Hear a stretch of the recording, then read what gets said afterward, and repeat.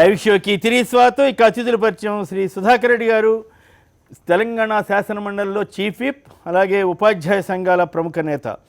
శ్రీ తోపుదుర్తి ప్రకాష్ రెడ్డి గారు, వైఎస్ఆర్ కాంగ్రెస్ పార్టీ రాప్తాడ్ నియోజకవర్గ ఇన్ఛార్జ్, గతంలో శాసనసభ పోటీ చేసినటువంటి నేత.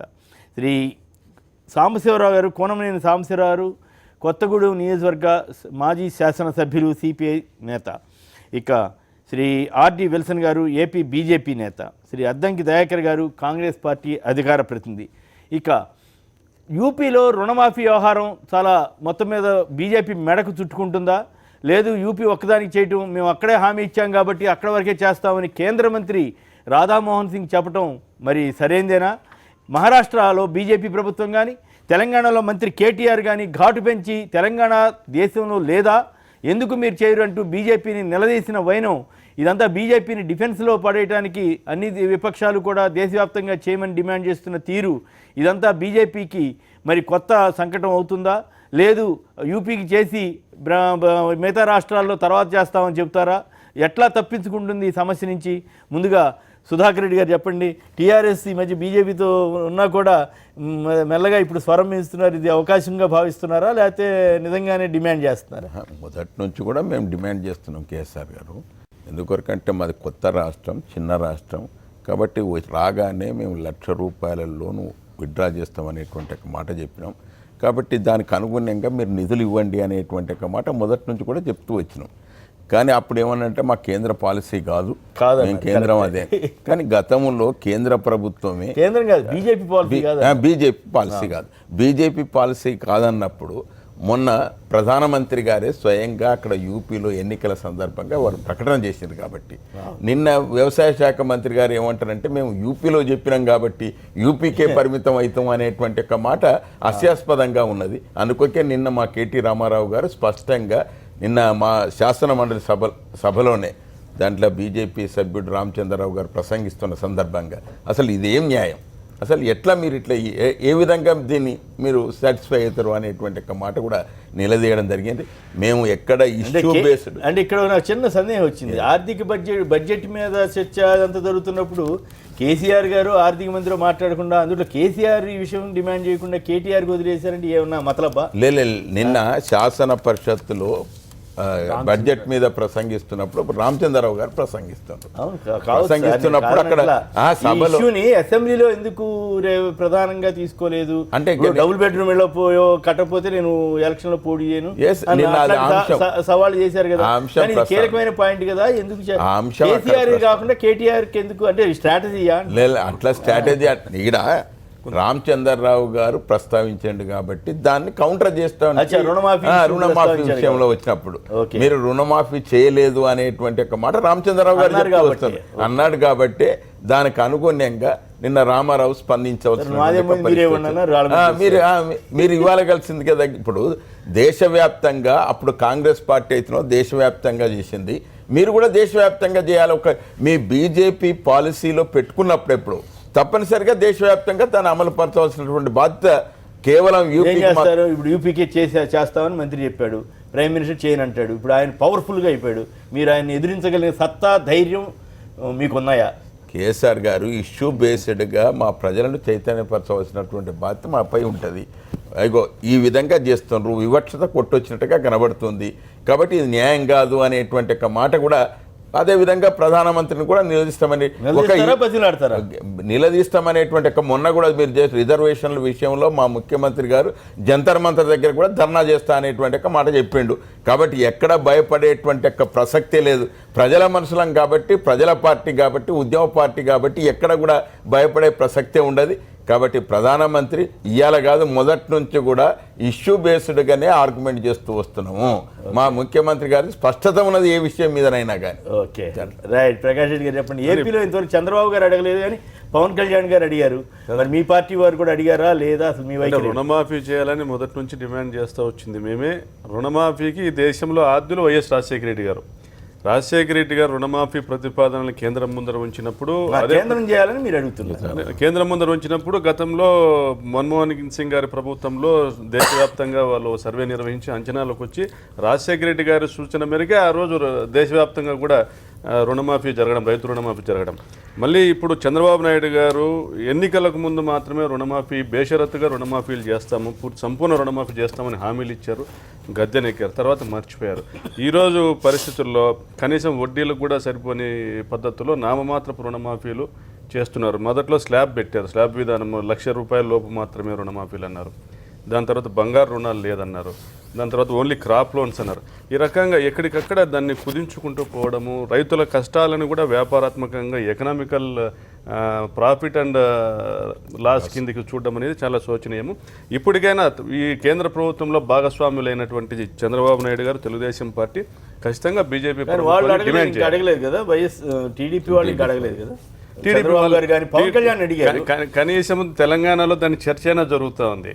ఈరోజు చంద్రబాబు నాయుడు గారు కేంద్రం దగ్గరికి పోయి ఇప్పటికే మాకు సంబంధించిన ప్రత్యేక హోదాను తాకట్టు పెట్టడము, పోలవరానికి ఉన్న జాతీయ హోదాను తాకట్టు పెట్టడం, ఇటువంటివన్నీ చేసిన వ్యక్తి ఈయన కేంద్రాన్ని డిమాండ్ చేస్తారని అయితే మేము ఎక్స్పెక్ట్ చేయడం 100% అండి. రైతు రుణాలు సంపూర్ణంగా మాఫీ చేయాలనేసి మేము డిమాండ్ చేస్తున్నాము, కేంద్రాన్ని కూడా డిమాండ్ చేస్తాం. రైట్. సాంబశివరావు మీరు మీ వైఖరి. ఈ మధ్య మనం చూస్తూ ఉన్నామండి, ఇక్కడేమో పులిలాగా ఘేంకరిస్తున్నారు, నరేంద్ర మోడీ గారి దగ్గరికి వెళ్ళిన వెంటనే పిల్లిలాగా మారిపోయి వస్తారు. ఎవరు? చంద్రబాబు గారు కానీ కేసీఆర్ గారు. ఇద్దరు పిల్లలు అంటారు. అంటే వాళ్ళ ప్రయోజనాలు. సుధాకర్ రెడ్డి గారు లేదు,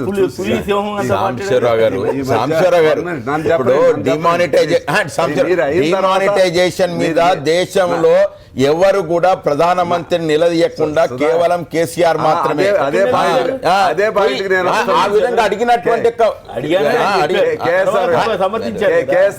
ఏ నోట్ అయితే మీకు కూడా పంపిణీ అడిగినాం అనేది సుధాకర్ రెడ్డి గారు నన్ను చెప్పండి, నేను అదే పాయింట్కి వస్తున్నా. డిమానిటైజేషన్ కట్టుబడినారు, వీళ్ళిద్దరు పిల్లలు అయిపోయారు, అదే కట్టుబడి ఉన్నాను, దానికి వివరణ కూడా ఇస్తాను. డిమానిటైజేషన్ సందర్భంలో కేసీఆర్ గారు ఇక్కడ చాలా బలంగా దానికి వ్యతిరేకంగా మాట్లాడి ఆయన దగ్గర మోడీ గారి దగ్గరికి వెళ్ళి వచ్చిన వెంటనే దాని మీద మళ్ళా పన్నెత్తి మాట్లాడకుండా మౌనం అయిపోయిన విషయం మనం చూసాం. రీజన్ ఏంటో కూడా మనకు అర్థం కాదు. అదేవిధంగా తెలంగాణకు నష్టం వస్తుంది, చాలా 10,000 కోట్లు అని చెప్పి చెప్పినాం సార్.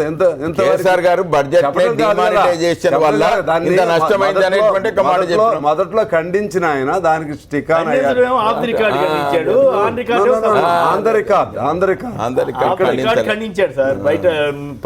సార్. అట్లా కాదు అఫీషియల్ గా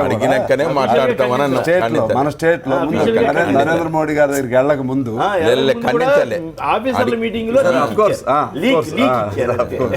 మొత్తం మీద అయితే దానికి స్టికాన్ అయ్యి ఉంటే మంచిగా మాటకి నిలబడ్డాడు అనుకునేవాళ్ళం.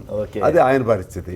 చంద్రబాబు గారు అయితే చాలా సార్లు చెప్తాడు, ఆడికి వెళ్ళిన తర్వాత ఆయన చూస్తే భయపడుతున్నారు ఏమో నాకు తెలవట్లేదు. మీకు ప్రత్యేకించండి, స్పెషల్ హోదాకు సంబంధించి చాలా సార్లు చంద్రబాబు గారు గట్టిగా చెప్పాడు.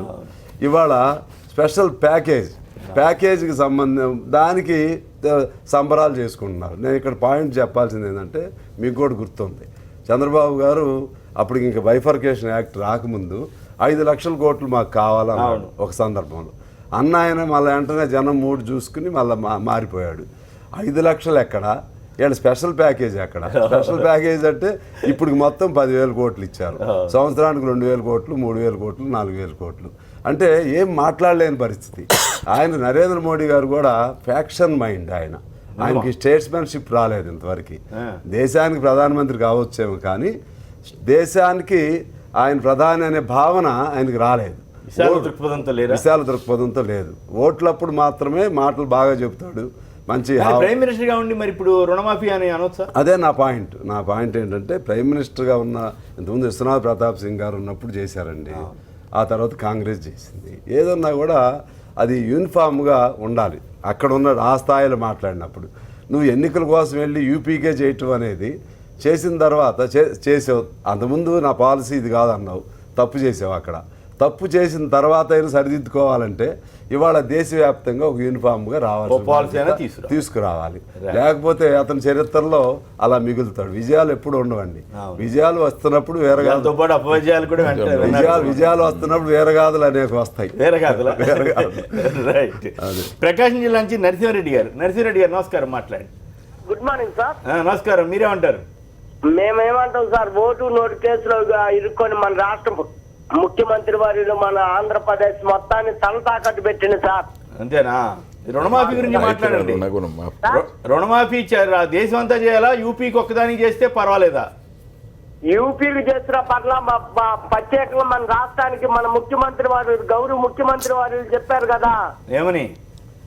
రుణమాఫీ రాష్ట్రం అంతా డాక్టర్ రుణమాఫీలు చెప్పారు, రైతు రుణమాఫీలు, అవును, ఇవన్నీ చెప్పిండు కదా. మన రాష్ట్ర ముఖ్యమంత్రి వాళ్ళని ఇక్కడ మట్టుకన్నా చేయమనండి. ఇక్కడ వరకు ఎవరి కాళ్ళు ఏ ఊరికి ఊరు చేయమంటే సరిపోద్దా? ఏ రాష్ట్రానికి రాష్ట్రం బాగానే ఉంది. రైట్. రామ్ గారు కడప నుంచి. రామ్ గారు నమస్కారం, మాట్లాడండి. రామ్ గారు. Hello sir. నమస్కారం, మాట్లాడండి సార్. Good morning sir. నమస్కారం, మీరేమంటారు చెప్పండి, మీ అభిప్రాయం. సార్ ఏం లేదు సార్, ఇప్పుడు దేశమంతటా ప్రధానమంత్రి గారు ఉత్తరప్రదేశ్ చెప్పినట్టు దేశమంతటా చేస్తే బాగుంటది, ఇది రైతుల రుణమాఫీ రైతుల పరంగా కాబట్టి. అవును సార్, కాకపోతే ఈయన చంద్రబాబు నాయుడు గారు అధికారంలోకి వచ్చిన మెయిన్ కీలకం ఏంటంటే సార్ రైతు రుణమాఫీ. అవును. సో అనంతపురం కానీ, తూర్పుగోదావరి, పశ్చిమ గోదావరి, శ్రీకాకుళం వరకు కూడా ఓట్లు వేసింది కూడా మొత్తం రైతులే సార్. అవును, బాగా చేశారు. సో అదేంటంటే బీజేపీని చూసో లేకపోతే పవన్ కళ్యాణ్ గారిని చూసి ఓట్లు వేయలేదు. జగన్ గారు 1 లక్ష రూపాయలు రుణమాఫీ చెప్పిన, కేసీఆర్ గారు చెప్పినట్టు 1 లక్ష రూపాయలు ఈ రోజు ముఖ్యమంత్రి స్థానంలో కూర్చున్న వ్యక్తి జగన్ గారు మామూలుగా ఏంటే. ఓకే. సో రైతులకు ప్లస్ మహిళలకు మొత్తం బంగారు, రైతులకు 2 షరతులు లేని రుణమాఫీ, ఈ క్రాప్ లోన్లా ఎల్టీ లోన్లా ఇన్ని లేకుండా రుణమాఫీ చేస్తానని చెప్పి ఆ రోజు వాగ్దానం ఇచ్చాడు.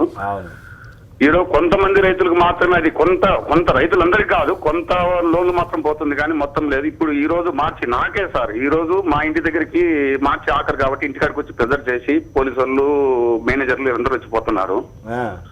సో వాగ్దానం ఇచ్చి చేయలేకుండా పోవడం, అవతల రాజశేఖర్ గారు ప్రతి వాగ్దానం ఇచ్చిందా నెరవేర్చడం, ఈ మనిషికి ఆయనకు తేడా ఏంటంటే అది ఒక్కటి సార్. ఇప్పుడన్నా మోడీ గారితో ఒత్తిడి తెచ్చి రైతులందరికీ దేశమంతటా చేయండి సార్ అని చెప్పేసి ఈయన ముందు మాట్లాడాలి. ఇప్పటికల్లా మాట్లాడాలి. చంద్రబాబు గారు కూడా ఈ పాయింట్ బాగుంది, ఇది పద్ధతిగా మీరు చక్కగా చెప్పారు.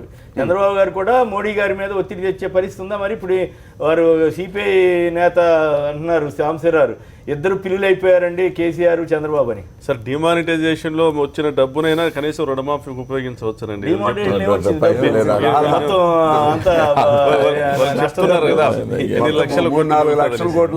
నష్టం వచ్చింది. జీడిపి దీంట్లో 2 అంశాలు కొమ్మినేని గారు. ఒకటేమో రైతు రుణమాఫీ, రెండవదేమో రాజకీయాలు. ఎట్లయినా కంగ్రాచులేట్ చేయాలి కేటీఆర్. నిన్న మాట్లాడిన తీరైతే కేటీఆర్ మాట్లాడారు. కేసీఆర్ గారు కూడా బడ్జెట్ కదా, కీలకమైన టైం కదా మాట్లాడారు. రామచంద్రరావు ఇష్యూను రేజ్ చేసి రైతు రుణమాఫీ కాలేదు కాబట్టి అని అంటే దాని మీద చర్చ వస్తూ ఎమ్మెల్యేలు ప్రెస్ కాన్ఫరెన్స్ కూడా చెప్పారు. శ్రీనివాస్ గౌడ్, గణేష్ గుప్తా వీళ్ళందరూ కూడా చెప్పారు. తర్వాత కానీ కేసీఆర్ గారు తెలియకుండా చేయరు కదా ప్రెస్ కాన్ఫరెన్స్. మీరంతా మాట్లాడితే ఇక్కడ కేటీఆర్ ఎప్పుడైతే కేటీఆర్ సరే సార్, కేసీఆర్ ఎందుకు మాట్లాడలేదు నాకు అర్థం కాని పాయింట్. ఇక్కడ కేసీఆర్ ఎందుకు మాట్లాడలేదు, అక్కడ చంద్రబాబు గారు ఎందుకు మాట్లాడలేదు అనేది పాయింట్. ఇప్పుడు కేటీఆర్ మాట్లాడిన దానికి కేసీఆర్ మాట్లాడిన దానికి తేడా ఉంటుంది కదా. డెఫినెట్ గా. కానీ ఇక్కడ కౌంటర్ అట్లీస్ట్ ఒక మంత్రి నుంచి వచ్చింది అనేది నేను అంటున్నా. అంటే ప్రతిపక్షంగా, ఒక నిర్మాణాత్మక ప్రతిపక్షంగా కేంద్రానికి సంబంధించి కేసీఆర్ గారు చెప్పేది కరెక్ట్ పాయింట్. అందులో ఒక ఎత్తుగాడ ఉంది. ఆయన మాట్లాడరు, వీళ్ళతో రాముని ఎందుకు అంటున్నా అంటే అట్లీస్ట్ ఆ స్పందన వచ్చింది. ఈ 4 రాష్ట్రాలు ఏవైతే ఉన్నాయో, Karnataka part and parcel, Maharashtra, మన 2 తెలుగు రాష్ట్రాలకు చాలా ఈ డ్రాట్ ఏరియాగా ఇప్పుడు ఎందుకు మారుతుందనే దానికి ఎకలాజికల్ ఇష్యూస్ ఉన్నాయి. అయితే ఇక్కడ 2 రాష్ట్రాలు రైతు రుణమాఫీ అని చెప్పినాక నాకేం సంబంధం, మీరు ఇచ్చుకున్న హామీలకు మీరు చేయండి అంటే కౌంటర్ గ్యారెంటీ ఇస్తామని ప్రభుత్వాలు గొగులుమన్నా కూడా 2 ప్రభుత్వాలకు తోకముడిచిన పరిస్థితి ఉన్నది. రెండవది, ఈరోజు ఉత్తరప్రదేశ్లో ఈ రైతు రుణమాఫీకి సంబంధించి ఆల్ పార్టీ కలిసి ఒక రిప్రజెంటేషన్ ఇచ్చింది. సరే, అడ్వాంటేజ్ మోడీకే అయింది. అసలు రైతు రుణమాఫీకి సంబంధించి అక్కడ ఇంత థంపింగ్ మెజారిటీ వెనుక ఉన్న కారణం మోడీ ప్రభంజనం కంటే కూడా 10 సంవత్సరాల క్రితం నుంచి రైతుల యొక్క సమస్యలు అక్కడ వీరి రుణమాఫీ అనే దాని మీద కొంత రిలీఫ్ వచ్చిన పరిస్థితి ఉన్నది. ఆ మధ్యన మేము యూపీలో తిరిగినప్పుడు కనీసం ఒక 1 లక్ష రూపాయలకైనా మాకు హామీ అని తెలంగాణ ఆంధ్రప్రదేశ్ లెక్క అని చెప్పి అక్కడ ప్రజల నుంచి డిమాండ్ వచ్చినప్పుడు రాహుల్ గాంధీతో సహా అందరూ కూడా నేషనల్ పార్టీస్తో పాటు అఖిలేష్ వాళ్ళంతా కూడా కలిసి పార్లమెంట్లో ఒక రిప్రజెంటేషన్ ఇచ్చిండ్రు. అయితే అది రాష్ట్రానికి సంబంధించిన డిమాండే, కానీ ఇచ్చింది హామీ మోడీ, అక్కడ ముఖ్యమంత్రి అభ్యర్థి లేడు. ఇప్పుడు రాధామోహన్ సింగ్ మాట్లాడుతున్న తీరులో గతంలో మాట్లాడుతున్న తీరుకు చాలా తేడా ఉన్న పరిస్థితి మనం గమనిస్తున్నాం.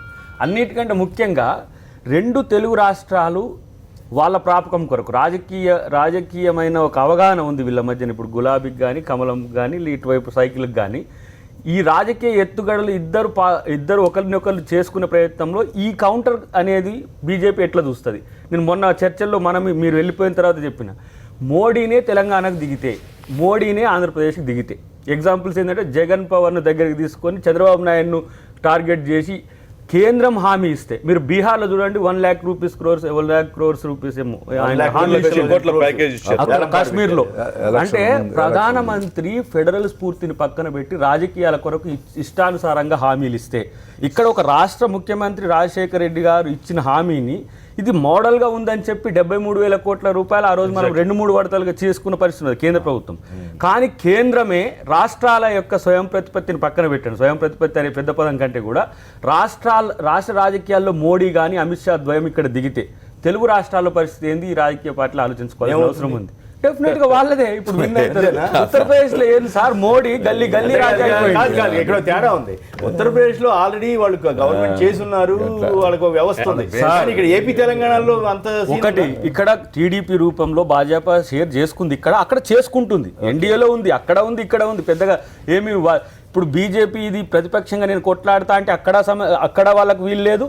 ఇక్కడ ఇప్పుడు మనం కూడా వీళ్ళని చూస్తే రైతు రుణమాఫీ చేయండి సార్ అని అడగాలి ప్రధానమంత్రికి నల్ల ఇప్పటానికి వచ్చినప్పుడు. కొంచెం ప్రేమ కావాలి సార్ అంటే ఆయన ప్రేమ కింటాల్ ఇచ్చిపోయింది, ప్రేమ ఇచ్చిండు, వేరే రైతు రుణమాఫీ అడగలేదు, మట్టి నీళ్ళు ఇచ్చిపోయింది. అంటే మీ ఒత్తిడి లేదు. ఇప్పుడు కేటీఆర్ మాట్లాడుతున్న ధోరణి ఏంటంటే రేపటి రాజకీయాలకు కూడా సూచి అంటున్నా నేను. రేపు కనుక ఒకవేళ వస్తే భాజపా టీడీపీ ద్వయం కలుస్తుందా, లేకపోతే ఈ బెదిరింపుల వల్ల టీఆర్ఎస్ గట్టిగా పడి కేంద్రం మీద కౌంటర్ కొట్టడానికి ప్రయత్నం చేస్తుందా, రాజకీయంగా అడ్వాంటేజ్ కూడా దీంట్లో కేటీఆర్ తో అనిపించడం వెనుక కూడా వ్యూహం చెప్తున్నాను. రేపు కేసీఆర్ అనొచ్చు జంతర్ మంతర్ కాడ ధర్నా చేస్తా, ఎట్లా అయ్యావు నేను 4 సార్లకు నేను 18,000 కోట్ల రూపాయలు ఇస్తే ₹1 ఇవ్వవా అని చెప్పి రాజకీయాలకు రేపు వినియోగించుకోవచ్చు మిగతా అంశాలతో పాటు. మహారాష్ట్ర తన ఓన్ స్టేట్ అడుగుతుంది, విదర్భలో పెద్ద డిమాండ్, మనకంటే ఎక్కువ డిమాండ్, అసలు పూర్తిగా అది సమస్య ప్రాంతం కాబట్టి సంపద బాగుంది. రైతుకు సంబంధించిన కాదు, రైతుకు సంబంధించి వచ్చిన అంశాల పట్ల కేంద్రానికి పట్టింపు ధోరణి లేదు, దీన్ని ఒత్తిడి తెచ్చే నాయకత్వం లేదు. ఇలా మేము గైడ్ చేస్తున్నప్పుడు, మేము లీడ్ చేస్తున్నప్పుడు విపక్షాలుగా ఉన్నా ప్రతిపక్షాలుగా ఉన్నా కలిసి రావాల్సిన బాధ్యత ప్రభుత్వాలు ఉన్నాయి. ప్రభుత్వాల్లో ఉన్నాం మేము, వాళ్ళ నుంచి మాకు ఆర్థిక లబ్ధి చేకూరాలనే ఒక ఎత్తుగడతో భవిష్యత్తులో పోతే రైతులకు మరింత, మీరు చూడండి మన విజువల్స్ని ఇన్పుట్ సబ్సిడీ ఇవ్వండి, 90% సబ్సిడీకి విత్తనాలు ఇవ్వండి అని రైతులు గగ్గోలమంటున్నారు. పంట దిగుబడికి సంబంధించి కూడా సమస్యలు ఇప్పుడు కందికి సంబంధించి అవన్నీ కూడా. కాబట్టి ప్రభుత్వాలతో రాజకీయాలు కాకుండా ప్రభుత్వం కేంద్రం మీద ఒత్తిడి తెచ్చే ప్రయత్నం చేస్తే, మీ ఉద్దేశం కేటీఆర్ రాజకీయంగా వాడుకుంటున్నాడేనా మీ ఉద్దేశం? రాజకీయమైన ఇది కానీ ఒక రకంగా ఇది ఒత్తిడి వైపు ఉన్నది. రేపు మొన్న చూస్తే post election alliance, pre election alliance వీళ్ళకి కొంత ఉంది, 153 ఉన్నాయి సార్, వాళ్ళకి 175 కావాలి కిమ్ అనుకుంటున్నారు. చాలా మందిని జాయిన్ చేసుకుంటారు, 23 అటు అయినాయి, 30 ఇటు అయినాయి. మరి అకామిడేషన్ లేకపోతే పొలిటికల్ వైబిలిటీ ఉండదు కదా. కాబట్టి అలాంటి పరిస్థితుల్లో వీళ్ళ దూకుడు ఇక్కడితో ఆగుతుందా, స్టేట్మెంట్ తో ఆగుతుందా, కార్యాచరణ ఉంటుందని చూడాల్సిన అవసరం. రైట్. మారెప్ప గారు పుట్టపర్తి నుంచి. మారెప్ప గారు నమస్కారం, మాట్లాడండి. నమస్తే సార్. నమస్తే, మాట్లాడండి. మీరేం కోరుకుంటున్నారు? నమస్తే. మీరేం కోరుకుంటున్నారు? ప్రకాష్ రెడ్డి అన్న మాట్లాడండి. నమస్తే అన్న, ప్రకాష్ రెడ్డి అన్న. నమస్తే మాట్లాడండి. అదే సార్, రుణమాఫీ అన్నారు. ముందు చంద్రబాబు నాయుడు రైతులకందరికీ బేషరతుగా క్షమాపణ చెప్పాలి. ఎందుకు అంటే 50,000 రూపాయలు ఎవరో సన్నకారు రైతులు చేశారు. బంగారు ఇవన్నీ భూములు తాకట్టు పెట్టి తెచ్చుకునే రైతు కొట్టి ఇప్పుడు ఆర్టీఎన్లో ఇప్పుడు అందరూ వచ్చి ట్యాంకర్లు వచ్చి ఎంతో వచ్చేసి ఇబ్బందులు పెడుతున్నారు రైతులను. ఇబ్బంది పెడుతున్నారా? మీలాంటి వాళ్ళన్న చెప్పి వాళ్ళకి కొంత బుద్ధి చెప్తే వాళ్ళ రైతులు రుణమాఫీ వచ్చే కొద్దిగానే తీర్స్తానని చెప్పినాడు, ఇంకా తీయలేదు కదా సార్. ఓకే, మీరు నమ్మటం తప్పు కదా.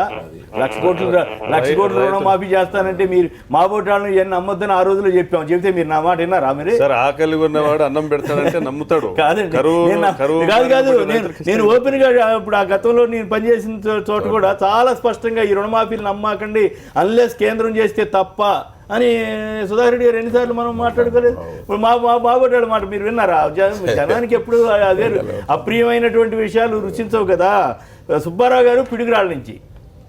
సుబ్బారావు గారు నమస్కారం అండి. నమస్కారం అండి, మాట్లాడండి. ఇక్కడ 2 విషయాలు మనం డిస్కస్ చేయాలి సార్. చెప్పండి. తెలుగుదేశం పార్టీని గెలిపించడం కోసం నరేంద్ర మోడీ ప్రతి సభలో పాల్గొని ఇక్కడ మాయ మాటలు చెప్పి వెళ్ళినటువంటి నరేంద్ర మోడీకి ఇండియాలో ఎవరు కూడా సమాధానం చెప్పలేదేమో కానీ తెలుగువాడి దెబ్బ మడికి చూపిస్తారనే మటుకు నేను విశ్వాసంగా చెప్తున్నా. నెంబర్ 2, రెండోది ప్రతి సభలో కూడా పాల్గొని తెలుగుదేశం గెలవడానికి ప్రధాన కార్యక్రమైనటువంటి పవన్ కళ్యాణ్ మటుకి ఈ రాష్ట్ర ప్రజలకు క్షమాపణ చెప్పి ఎప్పటికైనా రావాలి.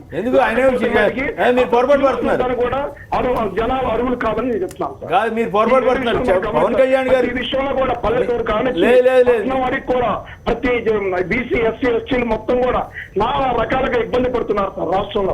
కాదు మీరు పొరపాటు పడుతున్నారు. పవన్ కళ్యాణ్ గారు ఎక్కడ బీజేపీని విమర్శిస్తున్నారు తప్పితే టీడీపీని ఎక్కడ విమర్శించట్లా. ఆయన ఎక్కడ చంద్రబాబు గారి గురించి మంచిగానే ఫస్ట్ అయ్యా నన్ను క్షమించండి, నా మాట విని నేను ఓట్లేశారు అని చెప్పాలి కదా. ఎందుకు ఆయన ఎందుకు చెప్పాలి? ఆయన వల్లే ఈ టీడీపీకి వెళ్ళడానికి కారణం. అది వేరే విషయం. ఆయన టీడీపీని వ్యతిరేకించట్లేదు కదా. ఆంధ్రప్రదేశ్ లో ఎవరు దిక్కుంటారని నేను చెప్తాను. Right, okay. ఆయన టీడీపీని వ్యతిరేకించట్లేదు కదా. విల్సన్ గారు ఏం చెప్పండి. మొత్తం అంతా వచ్చి బీజేపీ మీద మరి కొత్త సమస్యల్లో పడేటట్టున్నారు. యూపీ ఉత్సాహం అంతా ఇతర రాష్ట్రాలందరికీ పెద్ద సమస్య అయ్యేటట్టుంది. అసలు దాంట్లో అసలు నాకైతే సమస్య కనపట్టలేదా? ఏం కనిపించడం. చెప్పండి. నో, ఆ రాష్ట్రంలో అధికారం వస్తే అది రాష్ట్ర ప్రభుత్వాలకి మేము అప్పచెప్పింది. ఇది భారతీయ జనతా పార్టీ కూడా దాన్ని సమర్థించింది. దాన్ని అంటే పాజిటివ్గా చూసుకోవాలి. ఎస్, గతంలో భారతీయ జనతా పార్టీ అధినేతలు కానీ పెద్దలు కానీ రుణమాఫీ సాధ్యం కాదని అనుండొచ్చు. ఇప్పుడు జగన్ గారితో సహా సాధ్యం కాదనే కదా వాళ్ళు మేనిఫెస్టోలో పెట్టండి అనుండొచ్చు. కానీ వాస్తవ పరిస్థితులు వాస్తవ అవసరాలను దృష్టిలో పెట్టుకున్నప్పుడు ఎస్ మేము చేస్తామని చెప్పి రాష్ట్ర ప్రభుత్వానికి అప్పచెప్పారు బాధ్యత. మీరు పార్లమెంట్ లో మంత్రి రాధామోహన్ చాలా స్పష్టంగా చెప్పాడు కేంద్రం చేస్తుంది అని. అది యూపీకి మాత్రమే చేస్తుందని చెప్పారు. మీరు మళ్ళీ అది వక్రీకరించి మాయ చేయాలంటే కుదరదు. తాత్కాలికంగా మసిమూసి మారడికాయ చేస్తామంటే ఎట్లా ఒప్పుకుంటారండి? అందరు ప్రజలు చూస్తారు. ఒక రాష్ట్రానికి కేంద్రం ఆయన ఏమన్నాడు కాదు, రాధామోహన్ ఏం చెప్పాడు తెలుసా? మేము యూపీలో మా పార్టీ హామీ ఇచ్చింది కాబట్టి మేము చేస్తాం అక్కడ అని కేంద్రం తరఫున చెప్పాడు. ఆయన రాష్ట్రం చేస్తుంది నాకు సంబంధం లేదని చెప్పలేదు అక్కడ. నేను చెప్తే ఓకే, మీరు అంటే నువ్వు విల్సన్ దానికి చెప్తాడా? నేను చెప్తున్నాను, భారత రాజ్యాంగం ఒక్కొక్క రాష్ట్రం ఒక రీతిలో ఉండదు. అన్ని రాష్ట్రాలకు యూనిఫామిక్ గానే ఉంటది. భాజపా రాజ్యాంగం కదా, అంబేద్కర్ రాజ్యాంగమే మేము కూడా పాటిస్తున్నాం. ఒక్కొక్క రాజ్యాంగం మా దగ్గరికి కొట్టలేదు. ఒకవేళ కేంద్రం కానీ ఉత్తరప్రదేశ్ భరించే పరిస్థితి వస్తే మిగతా రాష్ట్రాలకు కూడా అడగడం తప్పు లేదు. మేము దాన్ని ఆహ్వానిస్తాం. మా ఆంధ్రప్రదేశ్ నుంచి కానీ తెలంగాణ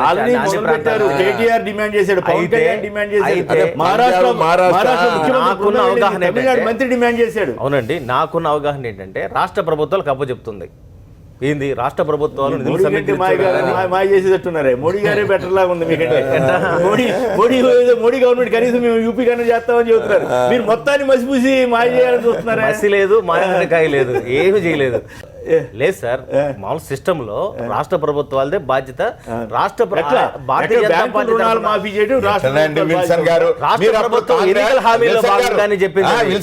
పార్టీ అప్పుడైతే కాంగ్రెస్ వైఎస్ఆర్ ముఖ్యమంత్రిగా ఉన్నప్పుడు మీరు కాంగ్రెస్ లో ఉన్నారు.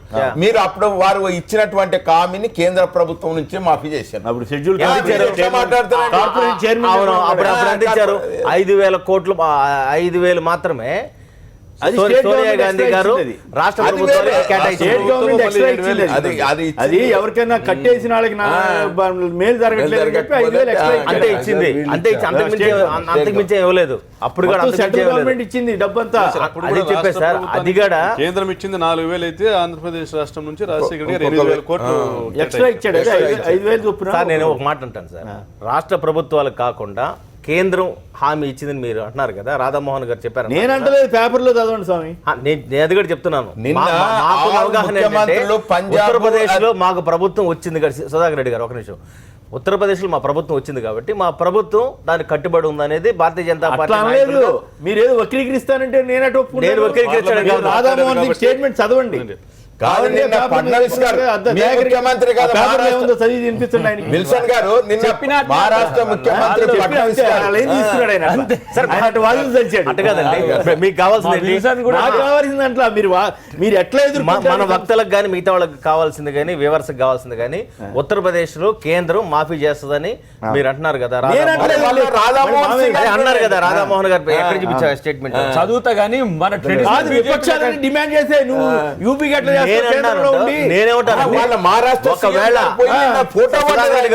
అది నిజమైతే ఎస్ మిగతా రాష్ట్రాలు అడగండి, కాదని ఎవరున్నారు? తప్పు కాదు, మీ వాళ్ళు చెప్పాలి, అదే సమయంలో నిన్న కేసీఆర్ గారు అన్నట్టు కమ్యూనిస్ట్ పార్టీలు కాలానుగుణంగా మారాలి, మారకపోతే వాళ్ళు కాలకర్మంలో కలిసిపోతారు అన్నారు కదా. డైవర్ట్ చేయదలిచారా? డైవర్ట్ చేయాలి అన్నారు కదా. ఎవరు మారారు? ఆయన ఏమన్నారు? కమ్యూనిస్ట్ పార్టీల పందాకి కమ్యూనిస్ట్ పార్టీల పందాకి బీజేపీ వచ్చినట్టుంది రుణమాఫీ అన్ని విషయాల్లో.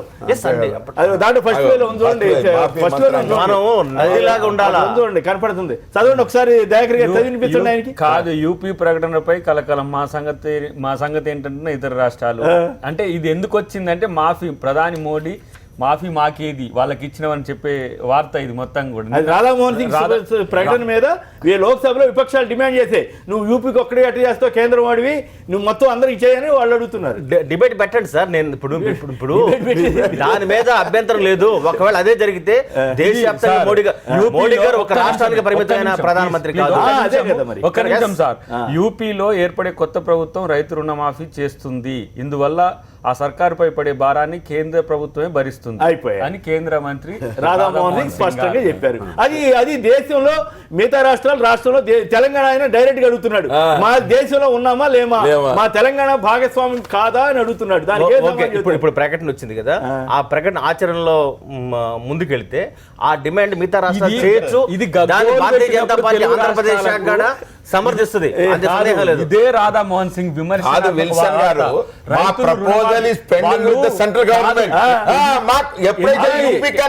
తెలంగాణకు కూడా ఇస్తానని ఎందుకు మాట్లాడతారు? ఎంజాయ్ చేస్తే రైతులు ఎంజాయ్ చేసి తప్పులైనాయి, వ్యవసాయం కొరకు రైతు అని చెప్పి రాధామోహన్ సింగ్ చాలా పరిస్థితున్నది. మేమెందుకు గ్యారంటీ అన్నారు. ఆయా రాష్ట్రాల్లో ఇప్పుడు మీకు మామూలుగా ఈ అగ్రికల్చర్ లో ఒక్కొక్క రాష్ట్రానికి ఒక్కొక్క పాలసీ నడుస్తుంటది. కొన్ని దగ్గరలో కొన్ని రాష్ట్రాల్లో విత్తనాలకి అదే సమయంలో దేశవ్యాప్తంగా ఒక్కొక్క రాష్ట్రాల్లో ఉండే కరువు పరిస్థితులు బట్టి స్పందిస్తుంటది. అయితే నేనేమంటానంటే ఇక్కడ వైఎస్ఆర్సీపీ వాళ్ళు అసలు హామీ మీదనే లేరు, మొదటి నుంచి లేరు. జగన్మోహన్ రెడ్డి గారు చెప్పారు కేంద్రం హామీ ఇవ్వాలి, చంద్రబాబు నాయుడు హామీ ఇచ్చాడు కాబట్టి అమలు చేస్తున్నారు చేయాలి తప్ప మాట్లాడడానికి అది లేదు, అవకాశం లేదు. కేంద్రాన్ని డిమాండ్ చేసే హక్కు వైఎస్ఆర్ పార్టీకి ఆంధ్ర రాష్ట్ర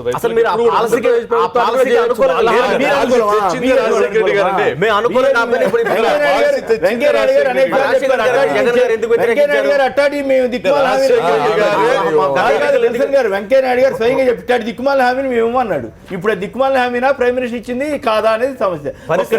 ఒకళ్ళిద్దరు కాలం మోహన్ రెడ్డి గారు గుంటూరు రైతులు చాలా మంది ఆసక్తిగా ఉన్నారు, ఎందుకంటే పాపం ఇదే యూపీతో పాటు మాకు కూడా చేస్తారా అని. మోహన్ రెడ్డి గారు నమస్కారం, మాట్లాడండి. నమస్కారం అండి. నమస్కారం అండి. చెప్పండి, యూపీకి మాత్రం చేసి మిగతా రాష్ట్రాలకు చేయకపోయినా రైతులు ఓకే అంటారా అనరా? ఓకే అనండి, చాలా దుర్మార్గమైన పని అండి. భారతదేశం అంటే అన్ని రాష్ట్రాలు సమానంగా చూడాలి కదండి. మరి ప్రైమ్ మినిస్టర్ గారు అక్కడ మాత్రం ఎట్లా హామీ ఇచ్చాడు? అదేనండి దిక్కుమాలని మీరు అన్నారు ఇంతకుముందే, దిక్కుమాలని మేము అని చెప్పి వెంకయ్య నాయుడు గారు ఆయన మేధావి విఘ్నుడు, అది 2 నాలుగు ఆయన ఏమైనా మాట్లాడగలడు, ఏమైనా చేయగలడు. ఆయన నమ్ముకుంటే మనం నట్టెట్టు మునిగిపోవడం అండి. వెంకయ్య నాయుడు ముందు నమ్ముకుంటే మోహన్ రెడ్డి గారు మీరు ఇంత అమాయకంగా మాట్లాడితే మేము ఏం చేసేది. మీరు ఆంధ్రప్రదేశ్ వాసే లేక తెలంగాణ వాసే మాకు అర్థం కావాలి. మాట చెప్పాలండి, ఆంధ్రప్రదేశ్ లో ఏదైనా మేలు జరిగిందంటే ఆంధ్రప్రదేశ్ ఉన్న ప్రతి గడప వెంకయ్య నాయుడు గారు రుణపడి ఉంది.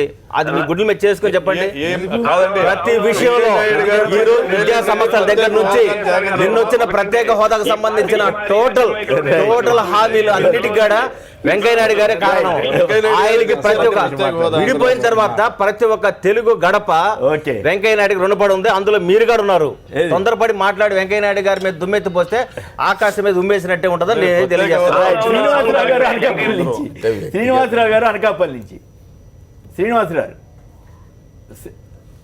సురేంద్ర గారు ఖమ్మం నుంచి. సురేంద్ర గారు నమస్కారం, మాట్లాడండి. సార్ నమస్తే సార్. నమస్తే, చెప్పండి. యూపీకి మాత్రమే ఇచ్చి మిగతా రాష్ట్రాలకు ఇవ్వకపోయినా పర్వాలేదా? సార్ అక్కడ ఉన్న పెద్దలందరికీ నమస్కారం. గుడ్ మాట్లాడండి. ఈ రుణమాఫీ, రైతు రుణమాఫీ, విజయ్ మాల్యా లాంటి వాళ్ళు కోట్లకు ఎగ్గొట్టిపోతుంటే ఎవరు పట్టించుకోవటం లేదు. రాత్రి పగలు కష్టపడి పంట పండించే రైతుకు రుణమాఫీ చేసేటందుకు ప్రభుత్వానికి ఏమిటి ఇబ్బంది? ఓకే, ఒక్క ఉత్తరప్రదేశ్ వాళ్ళే రైతులా? అది ఆ పాయింట్. భారతదేశంలో ఉన్న వాళ్ళంతా రైతులు కాదా? అది గట్టి నిలదీయండి. వీళ్ళందరికీ ఎందుకు మాఫీ చేయరు? అది మా అద్దకి దయాకర్ గారు ఉన్నారా ప్రమాణం చెప్తున్నారు. మా అన్న చెప్పింది అక్షరాల సత్యం. ఈ నిజాన్ని ఒప్పుకోలేరు వీళ్ళు, బీజేపీ వాళ్ళు నిజాన్ని ఒప్పుకోలేరు. మాకేం ఇబ్బంది లేదు సార్.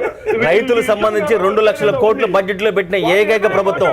గత 60 సంవత్సరాలుగా మొత్తం బడ్జెట్ విశ్లేషించండి, ఇంత హైయెస్ట్ బడ్జెట్ పెట్టింది ఒక మోడీ గారి ప్రభుత్వంలోని రైతాంగం. కంప్లీట్ చేయండి సార్, కంప్లీట్ చేయండి. వెంకయ్య నాయుడు గారి మీద అంటేనే ఆకాశం మీద ఉమ్మేస్తే మీద పడ్డట్టు కాదు.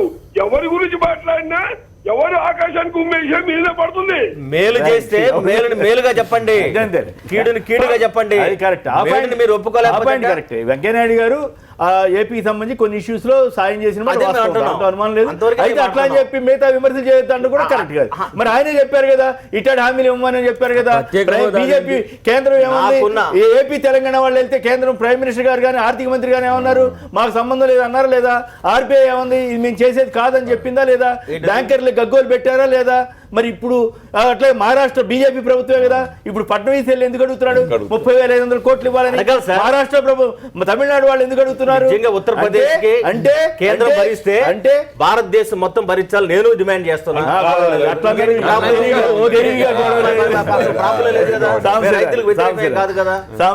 రైతు గుండె చెప్పుడు మీరు కూడా వైఖరి మార్చుకోకపోతే ఇబ్బంది లాగా ఉన్నట్టు మార్చగలిగినాం.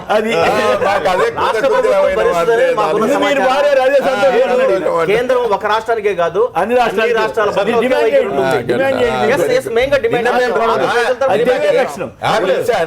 రామారావు గారు తెలివైన లక్షణం ఏంటంటే ఇప్పుడు అపోజిషన్ అంతా వ్యతిరేకంగా ఉందనుకోండి, అపోజిషన్ కలిసిపోతే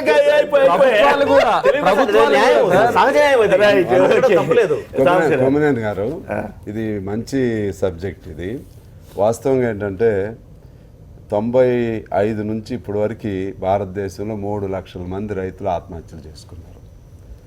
రైతులకు వచ్చేసరికి బ్యాంకుల వాళ్ళు అడ్డం పెడతారు, ప్రభుత్వ అధినేతలు వాళ్ళు ఏదో ఫైనాన్షియల్ ఇండిసిప్లిన్ వచ్చేస్తుంది, లేకపోతే క్రైసిస్ వస్తుంది, ఇటువంటి మాటలు చాలా చెప్తూ ఉంటారు. కానీ ఇందాక ఒక మిత్రుడు రైజ్ చేసినట్లుగా ఎన్పిఏ కింద నిరర్ధక ఆస్తులు, నాన్ పెర్ఫార్మెన్స్ అసెట్స్ కింద దాదాపు 9 లక్షల కోట్ల రూపాయలు ఈ పెద్ద వాళ్ళు ఎగ్గొట్టిని పక్కన పడేసేసారు. అందులో విజయ్ మాల్యా లాంటి వాళ్ళది కూడా. అంటే వాటి జోలికి వెళ్ళరు, వాళ్ళకి ఇంకా వాళ్ళకి అనేక రాయల్టీస్తో కలిపినటువంటి రుణాలు ఇస్తారు. వాళ్ళు ఎగ్గొట్టినా సరే మరలా దాన్ని పారు పద్ధతుల కింద పక్కనేస్తారు. పేద రైతు ఏమన్నా ఎగ్గొడితే వాడిలో ఉన్న భారీ మంగళసూత్రం కూడా తీసేస్తారు. అందుకని అట్లా కాదండి, ఇప్పుడు జనరల్ పాలసీ ఆర్థిక వ్యవస్థ కదా. ఇప్పుడు మనం డిమాండ్ చేయొచ్చు, చేయకపోవచ్చు, నిరర్ధక ఆస్తులను ఎవరో సమర్థించం, అట్లాగే డబ్బులు ఎగ్గొట్టమని ఎవరు వాళ్ళ మీద చర్య తీసుకోవద్దని చెప్పాలి. కానీ ఓవరాల్ గా ఎకానమీని మొత్తం ఇప్పుడు ఆ డబ్బు అంతా ఎవరిది? బ్యాంకులో డబ్బు అంతా మీది నాదే. బ్యాంకుల్లో డబ్బు పోతే అందరికీ రుణమాఫీ రైతులకు ఇవ్వద్దని నేను అంటే రైతాంగానికి మేలు చేయాలి చేయాల్సిందే, రైతాంగానికి మళ్ళా ఖచ్చితంగా మేలు చేయాలి. అది అయితే దేశానికి కేవలం ఉపయోగం మళ్ళా. రుణమాఫీ వల్లే రైతాంగానికి మేలు అయితే ఇప్పుడు 2 సార్లు జరిగింది. పాయింట్ అది కాదు. నేను Please, నా వ్యక్తిగతంగా నేనైతే ఇట్లా రుణమాఫీల కంటే రైతులకి శుభ్రంగా వడ్డీ లేని రుణాలు ఇచ్చి మళ్ళీ డబ్బులు కావచ్చు. ఇట్లాంటి చేయడం ద్వారా వాళ్ళకి బాధ్యత పెరుగుతుంది. మంచి ఎవరికైనా డిస్టెన్స్ లో ఉన్న వాళ్ళకి 5,000 10,000 మొత్తం లక్షలు 100 ఎకరాలు ఉన్న రైతులకు కూడా ఎవరైనా చేస్తారండి? రుణమాఫీ చేశారు కదా, మరి చేశారు కదా, మరి ఎట్లా చేశారు? చివరికి లాభపడింది వాళ్ళ, మామూలు రైతులకు ఎందుకు నష్టపోతున్నారు? మరి ఇప్పుడు మీరు రుణమాఫీ చేశారు, ఏపీలో చేశారు, తెలంగాణ చేశారు, మరి అనంతపురం జిల్లా నుంచి 10 లక్షల మంది వలసపోయారంట, 4-5 లక్షల మంది వలసపోయారంట. ఎట్లా పోయారు?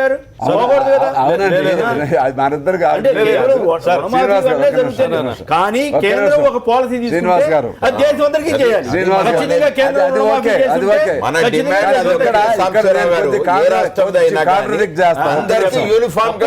శ్రీనివాస్ గారు, మీ ఒపీనియన్ కొద్ది కాంట్రడిక్ట్ చేస్తా. ఏంటంటే రైతులకి ఇచ్చేటువంటి రుణ మాఫీ కానీ లేకపోతే ఇతర మీరన్న పద్ధతిలో సహాయం కానీ ఎంత చేసినా రైతు రుణం తీర్చుకోలేదు ఈ దేశం. రైతుగా బాగుపడితే, రైతు ఉత్పత్తి పెరిగితే, లేకపోతే రైతు ఆర్థిక స్థితి బాగుపడితే ఇన్ టర్న్ వాడు కొనుగోలు శక్తి పెరిగింది. కొనుగోలు శక్తి పెరిగితే దేశానికి మంచిది. రైతాంగం ఎంతమంది ఉన్నారు ఈ దేశంలో? 100కి 60% నుంచి 70% ఉన్నారు. ఇప్పుడు తగ్గారు. వాళ్ళందరి కొనుగోలు శక్తి పెరిగితే అది దేశానికి ఉపయోగదాయకం. రైతుకి ఏ విధంగా నష్టం లేదు సార్. ఆ పాయింట్ ఆఫ్ వ్యూలో రైతు నేను పొలం నుంచి వచ్చిన వాళ్ళే, కానీ అట్లా అని చెప్పి ఇట్లాంటి స్కీములు చేయటం చేస్తే దేశం అంతా చేయాలి. లేకపోతే దానికి రైతుని ఏ రకంగా మేలు చేసే ప్రక్రియ జైల్లో పెట్టండి, అప్పే కొట్టినాన్ని తీసుకెళ్లి జైల్లో పెట్టండి. రాజా గారు 5 ఎకరాలు 10 ఎకరాలు రైతులకు చేయండి, దళిత రైతులకి, గిరిజన రైతులకు చేయండి. కట్లేని రైతులు ఎవరు ఉంటారో వాళ్ళకి చేయండి. మార్జినల్ ఇది ఉండాలి తప్ప మొత్తం అది చంద్రబాబు గారు ప్రభుత్వం వచ్చిన కొత్తలో మేబొట్టాలని చెప్పాం. అయ్యా మీరు ఇన్ని లక్షల కోట్లు హామీ ఇచ్చారు, అది ఎట్టగో బోగస్ హామీ అవుతుంది, కనీసం చిన్న రైతులకి వాళ్ళకి చేసి 10,000-20,000 వరకు చేసి క్లోజ్ అని చెప్పాము. ఆయన లక్షన్నరకి వెళ్ళి రైతుల్ని ముంచాడు, ఆయన మునిగాడు. చివరికి రాష్ట్రం అంతా నష్టపోయింది. రాజా గారు బెంగళూరు. రాజా గారు నమస్కారం, మాట్లాడు. హలో రాజా గారు. వీరాస్వామి గారు విజయవాడ. వీరాస్వామి గారు నమస్కారం, మాట్లాడు. నమస్కారం అండి. నమస్కారం, అక్కడున్న పెద్దలందరికీ కూడా నమస్కారం. మాట్లాడండి. ఇది మాత్రం ఈ ఎన్నికల స్టంట్ గా యూపీలో ఇది రైతులకి పరిహారం ఇవ్వటం అనేది ఒక యూపీకే చేయటం అనేది చాలా అన్యాయం అండి. ఇంతకు ముందాను బీహార్ రాష్ట్రంలో ఎన్నికలు జరిగినప్పుడాను అక్కడ ప్రత్యేక ప్యాకేజీ ఇస్తాము 1,20,000 కోట్లు అని ఆ రోజున ప్రకటించారు. కాశ్మీర్ లో ప్రకటించారు. అంటే వీళ్ళు ఎన్నికల్లో గెలవడానికి హిందీ రాష్ట్రాల్లో ఇటువంటి ప్రకటనలు చేయటం వల్ల దక్షిణాది ఉత్తరాది అనేది ఇవాళ ఇది చాలా మన భారతదేశ ఐక్యతకి నష్టం జరిగే పరిస్థితి. దీంతో పాటు ఏంటంటే వాళ్ళకున్న బీజేపీ నాయకులు చెప్పేది ఏదో ఆంధ్రప్రదేశ్ కి ఏదో ప్రత్యేకంగా ఇచ్చేసినట్టు చెబుతున్నారు. ఇవాళ దొగ్గరా విపత్తం ఇవ్వాలా, విశాఖ జోన్ ఇవ్వాలా, railway zone, Kadapa steel plant ఇవ్వాలా, ఏమి ఇచ్చారండి? వచ్చిన 16,000 కోట్ల ఏంది గోంగూర ఇచ్చింది, దాంట్లో ప్రత్యేక సాయం అన్నారు, ఏముంది దాంట్లో ఏమీ లేదు.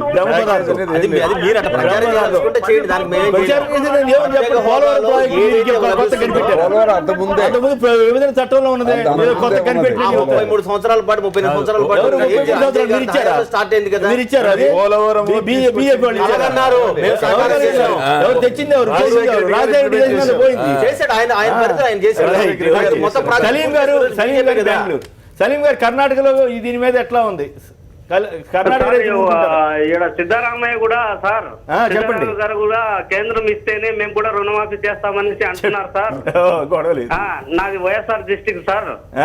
చెప్పండి. తప్పు ఎక్కడ ఎంపీ ఓట్లు ఎమ్మెల్యేలు ఎక్కువగా ఉంటే అక్కడ రుణమాఫీ ఇస్తారు. దేశంలో ఉండే ప్రజలు కాదా, రైతులు కాదా? అవును. కరెక్ట్. ఉత్తరప్రదేశ్ వాళ్ళు మాత్రమే రైతుల ఈ ప్రశ్న ఖచ్చితంగా చివరికి బాబోటాలు ఈ రుణాలు ఇటువంటివి చేస్తే ప్రమాదం అనుకున్న వాళ్ళం కూడా ఏదో మనం తప్పు చేసినట్టు అయిపోయింది చివరికి. ఖచ్చితంగా మేము భారతీయ జనతా పార్టీ చెప్పారండి, భారతీయ జనతా పార్టీ మంచి స్టాండ్ లో ఉంటుందని మాబోటాలు అనుకునేవాళ్ళు. చివరికి ఇప్పుడు మమ్మల్ని కూడా తప్పు చేశారు మీరు. లేదు, నాకున్న సమాచారం ఉత్తరప్రదేశ్ రైతు మాఫీ పూర్తి బాధ్యత ఉత్తరప్రదేశ్ ప్రభుత్వం ఏర్పాటు చేయబోతున్న యూపీ బీజేపీ శాఖదే, అంతేగాని కేంద్రంలో నరేంద్ర మోదీ సర్కారు ట్విట్టర్లో ఇచ్చినట్టుగా మాకు అఫీషియల్ ఇన్ఫర్మేషన్ ఏమనిచ్చారు ఇక్కడ చూడండి, అక్కడ చూడండి, అక్కడ ఒకవేళ కాదు అది ఎవరు ఇచ్చారు? ఎస్, మాకు అఫీషియల్ గా వచ్చిన సమాచారం.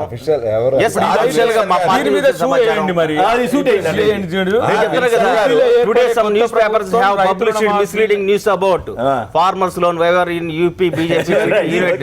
అది వాళ్ళ Promise to buy small and marginal farmers loans to BJP come to power UP. నేను ఒక్కటి చెప్తా కుమ్మినేని గారు, ప్రైమ్ మినిస్టర్ ఒక్క నిమిషం. వ్యవసాయ సంక్షోభానికి కారణం బీజేపీనో కాంగ్రెస్ పార్టీ ఇది కాదు, ఒక పరంపరగా వస్తున్న సంక్షోభానికి పార్లమెంట్ సాక్షిగా చెప్పారు. కేంద్రం అంటూ ఇస్తే అన్ని రాష్ట్రాలు వెళ్ళడానికి ఎలిజిబిలిటీ ఉంది, డౌట్ లేదు. మీ వైఖరి చెప్పకండి, మీరు మాత్రం దేశవ్యాప్తంగా బీజేపీ ఒకే పాలసీ అవలంబిస్తుంది ఒక్కటే. సమాజంలో ఉండే బలహీనతలు రాజకీయ పార్టీలు సొమ్ము చేసుకోవడానికి ఒక ప్రయత్నం చేస్తాయి. అయితే ఫ్రీ బీస్ కు మోడీ ఏం మద్దతు చేయాల్సిన అవసరం లేదు. ఎవరి ఇష్టానుసారంగా నేను బంగారం ఇస్తా, ముక్కు పొడికిస్తా, చీర కడతా, సార కడతా అంటే ఇవ్వాల్సిన అవసరం లేదు. కానీ ఎవరికి ఇవ్వద్దు కదా సమస్య ఇక్కడ. అది పాయింట్. మీరు ఏపీ పట్ల ఏదైతే ధోరణి ఉన్నారో దీని పట్ల కూడా అదే ధోరణి ఉంటే అసలు ఈ సమస్య వచ్చేది కాదు.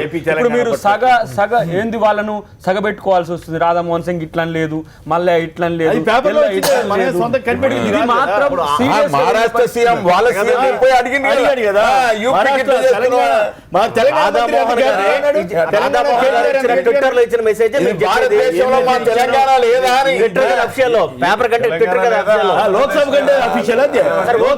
రాధామోహన్ అపోజిషన్ అంతా లేచి గొడవ చేసింది. ఒకవేళ రాధామోహన్ సింగ్ ఉత్తరప్రదేశ్ గొడవ చేసింది దాని మీద. గురుగారు ఉత్తరప్రదేశ్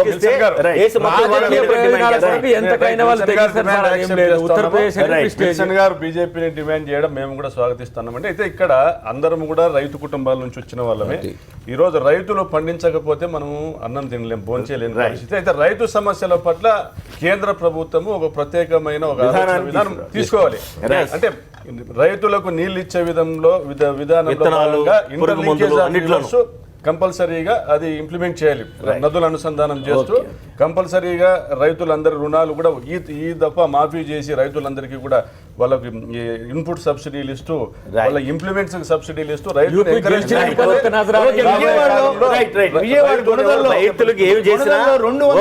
విజయవాడ గుణదల్లో 200 కోట్ల రూపాయలు విలువైనటువంటి భూమిని అన్యాక్రాంతం చేయబోతోందా ప్రభుత్వం? అది సంబంధం లేని టూరిజం శాఖ అప్పగించడం ద్వారా ఒక హోటల్కి నిర్మాణానికి ఇవ్వడం ద్వారా ప్రభుత్వం పెద్ద కుంభకోణానికి తెరదీయబోతోందా? దీనిపై చంద్రబాబు అంటూ కథనాలు వస్తున్నాయి. దీని వెనక ఉన్నది అంటూ మరి ఎంతవరకు వాస్తవం ఏంటి, దీని మీద చర్చలోకి వెళ్దాం. ఇప్పుడు చిన్న విరామం తర్వాత లైవ్ షోకి తిరిగి స్వాగతం. ఇక రాజధానిలో రకరకాల కుంభకోణాలు జరుగుతున్నాయని ఆరోపణలు వస్తున్నప్పటికి కూడా మరొక కుంభకోణానికి ఏపీ ప్రభుత్వం తెరదీయబోతోందా? మరి నిజంగానే అక్కడ 4 ఎకరాల విద్యుత్ శాఖకు సంబంధించిన స్థలంలో 200 కోట్ల రూపాయల విలువైన భూమిని ఒక స్టార్ హోటల్కి ఇవ్వాలన్న ఆలోచన ఎందుకు ప్రభుత్వానికి వస్తుంది? ప్రైవేట్ సంస్థలకు ఎందుకు కట్టబెట్టాలి అనేటువంటి ప్రశ్నను విద్యుత్ సంబంధించినటువంటి ఎంప్లాయీస్ అసోసియేషన్స్ కానీ ఆఫీసర్లు కానీ ఆశ్చర్యపోతున్నారు. ఈ వైనంపైన అసలు ఈ ప్రభుత్వ తీరుతెన్నుల మీద ముందుగా ప్రకాష్ రెడ్డి గారు. సార్, ఇప్పుడు చంద్రబాబు గారు అమరావతిని సింగపూర్ చేస్తూ ఉన్నారు, బాగుంది.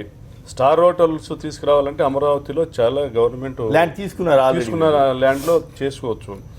అయితే ఇక్కడ కనీసం ట్రాన్స్కో ఎంప్లాయీస్కి కానీ ట్రాన్స్కో డిపార్ట్మెంట్కి కానీ కూడా సమాచారం లేకుండా, ముందస్తు సమాచారం లేకుండా, ఎటువంటి కరస్పాండెన్స్ లేకోకుండా డైరెక్ట్గా వెళ్ళి సర్వేలు చేస్తూ టూరిజం డిపార్ట్మెంట్ వాళ్ళు సర్వే చేసి అదేనంటే మౌఖిక ఆదేశాలు ఉన్నాయి మాకు అని చెప్పి చెప్పడం అయితే నిజంగా ఇది దాదాపుగా రాష్ట్ర ప్రభుత్వం కబ్జా చేస్తున్నట్లుగానే భావించాల్సి వస్తుంది. అయితే ఇది 200 కోట్ల రూపాయల ఈ ట్రాన్స్కోకు సంబంధించిన ఆస్తిని మీరు టూరిజం బదలాయించి ఇంకొక స్టార్ హోటల్కి ఇవ్వడం అనేది ఖచ్చితంగా ఇది క్విడ్ ప్రోకో అని మాత్రం ఖచ్చితంగా వచ్చి ఇది పెద్ద స్కామ్ అండి. కేవలము ఆర్థిక లాభాలు, తమ సొంత ఆర్థిక లాభాల గురించి ఈరోజు రాష్ట్ర విభజన తర్వాత మనకు మౌలిక సదుపాయాలు లేవు విజయవాడలో. పోనీ అమరావతి ఇంక నిర్మాణం జరిగేంత వరకు కనీసం ఉన్న విజయవాడలో ఉన్న ట్రాన్స్కో భవనాన్నైనా అలాగే కంటిన్యూ చేయాల్సిన పరిస్థితుల్లో ఇప్పుడు ఈ స్టార్ హోటల్ గురించి కొత్తగా మరి దీన్ని టూరిజం డిపార్ట్మెంట్కు బదలాయించడం అనేది నిజంగా కూడా చాలా శోచనీయము. ఇది అందులో కూడా చిన్నబాబు పేరు వినపడతా ఉంది, పత్రికల్లో కూడా వార్తలు వస్తూ ఉన్నాయి. చంద్రబాబు నాయుడు గారు ఇక ఆయన ఇప్పటికే 30,000 ఎకరాలు సేకరించినా కూడా ఆయన భూదాహం తీరలేదంటే ఈరోజు విజయవాడ సిటీ మీద కూడా పడినారు. ఆయన విజయవాడలో ఉన్న ఆస్తులను కూడా ఆయన ప్రైవేట్ సంస్థలకు దారదత్తం చేసే పరిస్థితి ఉంటే విజయవాడ ప్రజలే ఆలోచన చేసుకోవాలి. విల్సన్గా ఇప్పుడు ఏదైనా ట్రాన్స్పరెంట్గా జరగాలి మేము కోరుకుంటాం. అవును, భారతీయ జనతా పార్టీ చంద్రబాబు నాయుడు గారు తప్పు చేస్తే మేము సమర్థించాల్సిన అవసరం 1% కూడా లేదు. నిజం చెప్పండి. నేనైతే ఖండిస్తున్నా. తప్పు చేస్తే చంద్రబాబు నాయుడు కాదు ఎవరినైనా ఖండిస్తున్నా. లైన్ మా పార్టీ లైన్ అది. విద్యుత్ సంస్థ యొక్క భూమి దాన్ని ఒక టూరిజం గతంలో గచ్చిబౌలిలో కూడా అట్లా చేసింది కదా. అదే కాదు మీకు క్లారిఫికేషన్ ఇస్తున్నా. లిడ్ క్యాప్ భూములు రాజశేఖర రెడ్డి గారు కూడా ప్రైవేట్ విదేశీ కంపెనీలకు ఇవ్వాలని ఒక ప్రయత్నం జరిగింది. అది బహుశా మీకు మీ నాలెడ్జ్ లేదు. అయితే మా సంస్థలనే ఉండదు అది. నాలెడ్జ్ లేదంటే ఎట్లా విల్సన్? ఇప్పటికీ లెదర్ ఇండస్ట్రీస్ దాని కార్పొరేషన్ ఉన్నది. నేను ఒక మాట చెప్పేది ఏంటంటే వేల కోట్లకు ఖరీదు చేసి లిడ్ క్యాప్ భూముల్ని వేరే కంపెనీలకి అంటే ప్రైవేట్ సంస్థలకు ఇచ్చి ఆ ల్యాండ్ డెవలప్ చేయాలనుకొని ఉంది. బస్ ఇప్పుడు ఇంటే కేసీఆర్ గారు కేటీఆర్ గారు ఆలోచిస్తారే మాకు తెలియదు ఆ విషయం. అయితే ఆ రోజు వెనక దగ్గర రాజశేఖర రెడ్డి గారు కోనే రంగారావు గారి నేతృత్వంలో కమిటీ వేశారు. మేము వెళ్ళాము, మాట్లాడాము. లేదు అది ఎప్పటికైనా చర్మకారులకు ఉండాలన్నాము. ఇప్పుడు కూడా మేము ఏమంటున్నామంటే అది కానీ తప్పు అయితే రాజశేఖర గారి లాగా వెనక్కి తీసుకుంటే మంచి చంద్రబాబు నాయుడు గడ. అంతే తప్ప ప్రజల ఆస్తి కానీ ప్రజల స్థలాలు కానీ ప్రజలకే దక్కాలా, అందులో ప్రజా ప్రయోజనం ఉండాలా ఏం చేసినా కానీ. వాస్తవంగా ఇప్పుడు ప్రజలందరూ ఆందోళన ఏంటంటే ప్రభుత్వ ఆస్తుల్ని ప్రభుత్వ రంగంలోనే కాపాడుకోవాలి నెంబర్ 1. రెండోది ఏంటంటే ఏదో ఒక పేరుతో ఖాళీగా ఉన్న స్థలాలన్నింటినీ తీసుకుని వాళ్ళకి ఇష్టమైన వాళ్ళకి ఇస్తున్నటువంటి పరిస్థితులు మనం చూస్తూ ఉన్నాం. ఎక్కడో చోట దానికి ఫుల్ స్టాప్ పెట్టకపోతే ఈ పద్ధతుల్లో ఇప్పుడు మీరు అన్నట్లుగా అది ఎవరి నుంచి ఎవరికి వెళుతుందో అనేక అనుమానాలు వస్తున్నాయి. అందుకని కరెక్ట్గా అది గవర్నమెంట్ అది ఎలక్ట్రికల్ డిపార్ట్మెంట్ది అయితే వాళ్ళకే ఉంచాలి. రెండోది ఏంటంటే ఈవెన్ వేరే అయినా సరే టెండర్స్ పిలిచేటప్పుడు వీళ్ళు ఏం చేస్తున్నారంటే 1 or 2 persons మిగిలిన వాళ్ళందరూ కాంప్రమైజ్ చేసి అట్లా యూనివర్సల్ టెండర్స్ పిలవాలి. ఆ విధంగా ఉంటే నాకు తెలిసి మీరు ఈ 200 కోట్ల భూమికే ఇంత పెద్ద మనం అంటున్నాం కానీ రేడియస్ 40 మొత్తం కూడా హనుమాన్ జంక్షన్ టు ఇబ్రహీంపట్నం ఈ మధ్యన జరుగుతున్న భూదందాలు జరుగుతున్న అక్రమాలు నాకు తెలిసి లింగ్డో గారు వారి మీటింగ్లో ఏది నాగార్జున సాగర్లో ఉన్న మీటింగ్లో ఒకసారి అన్నట్టుగా గుర్తు. అత్యంత కుంభకోణం ప్రపంచంలో జరుగుతున్న వాటిలో వన్ ఆఫ్ ది బెస్ట్ కుంభకోణం మాట జరుగుతుంది. రైతుల భూమి సేకరణ అనే పేరు మీద భూమి పూలింగ్ అనేది. అంటే ఇక్కడ ప్రభుత్వాలు ఇంకొకసారి వస్తే చాలు ఇక బిజినెస్ చేసుకోవాల్సిన అవసరం లేదు, ప్రభుత్వం రానక్కర్లేదు. ఆ తరహా అక్రమాలు రైతులకు ఎంత ఇస్తున్నది పక్కన పెట్టండి, కానీ దాని ద్వారా తర్వాత వాళ్ళు లబ్ధి పొందుతున్నది. అంటే 1 కోటి రూపాయలకు భూమి కొంటుంటే పాపం ఇంతకుముందు 20 లక్షలకు 30 లక్షలకు ఎకరం పోయినట్టు చాలా సంతోషపడుతున్నాడు, నాకు 5 times ఎక్కువ ఇస్తుందని. కానీ 10 times 1 crore అంటే 10 crores అమ్ముకుంటున్నది ప్రభుత్వమే డైరెక్ట్గా భూదందా చేస్తున్న ప్రాంతం ఏదైనా రైతుకు. ఇప్పుడు రైతు డైరెక్ట్ బెనిఫిషియరీ కావాలి. ఇప్పుడు ఎగ్జాంపుల్ నేను ఒకటి చెప్తాను మిత్రమా, స్టార్ హోటల్ కన్వే చేసిన తర్వాత ఎంత రొక్కం అది రైతుకు నేరుగా చేరాలి. దళారిగా ప్రభుత్వం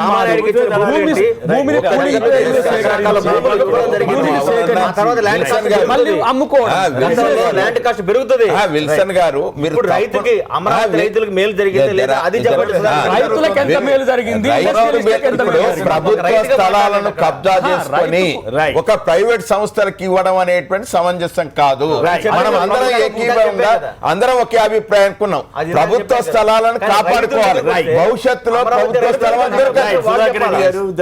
ప్రకాష్ రెడ్డి గారు, మన కోనమనేని సాంబశివరావు, అట్లాగే ఆర్డి విల్సన్ గారు, అద్దంకి దయాకర్ గారు, అందరికి కూడా ధన్యవాదాలు. ఇది నేటి వార్తా విశ్లేషణ కార్యక్రమం. నమస్కారం.